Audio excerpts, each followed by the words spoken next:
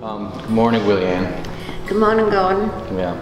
I believe we met back in 1991 at SPE up in Washington, D.C. I seem to remember that. Maybe 1991, I thereabouts. think you were a child. I was a child. Yes, you I was were. I was a wee thing. That's right. Yeah. Now, we worked together on the Direct Positive project, Right. which is use of Cibachrome, direct positive materials Right. in your pinhole camera. Well, I had been doing pinhole photography for maybe 5 or 6 years before Cibachrome came into my life, and I think it was using it as I did was a reaction to the introduction of color in photography, and I was sort of looking for a way to introduce color into my pinhole work, which had been black and white up to that time.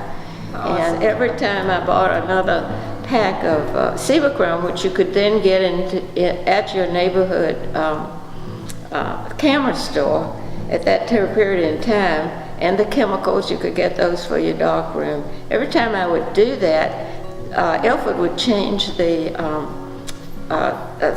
whatever they did with the material so that it would be different. So I'd have to work out a new filter system each time. And but what was exciting about it, and not so good for me, but when you would take the top off of the cylinder, then smoke would come out of the cylinder. It was just like magic, you know.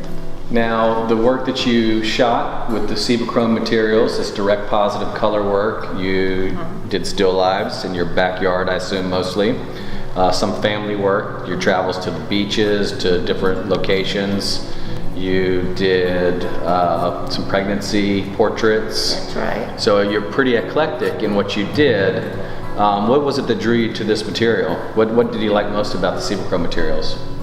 I think the shock, the surprise, whether it's going to come out or not, whether I had made the right calculations, whether the temperature was right, everything had to be right.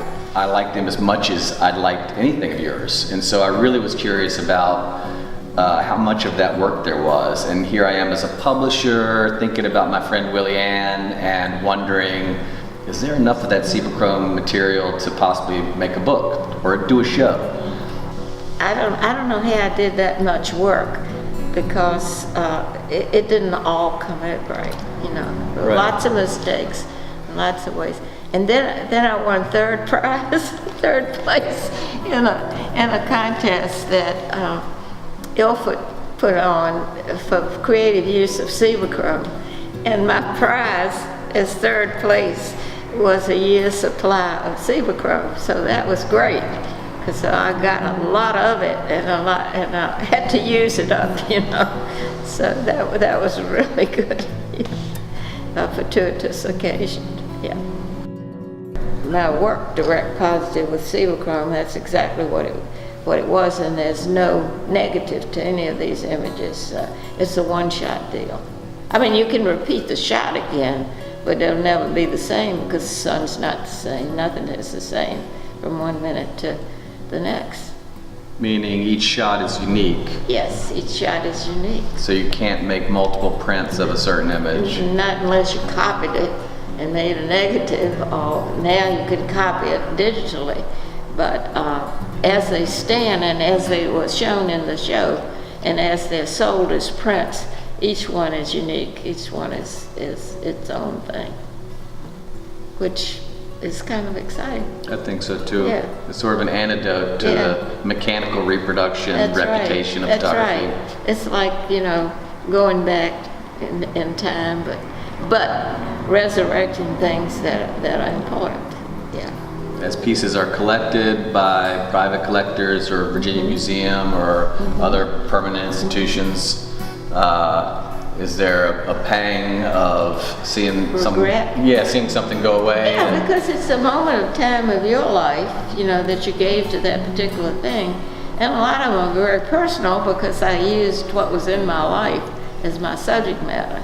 So yeah, but not impossible. You get a little change for them, and that eases the pain. You put it out there and you hope something will happen. Otherwise, you wouldn't show it. You know, you just keep it to yourself.